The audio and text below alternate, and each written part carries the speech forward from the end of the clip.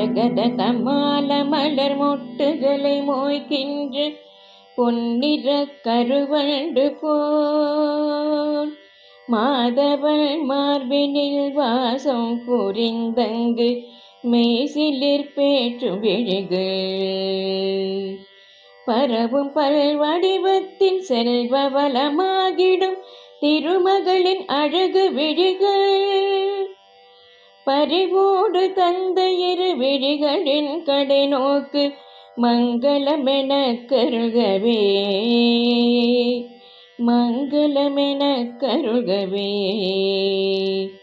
கனகமலை பொழிகின்ற காருண்ய மேகமே லக்ஷ்மியே வந்தருகவே கனகதாரை எனும் துதி கேட்டு வாழ்விலே ஐஸ்வர்யம் தந்தருகவே.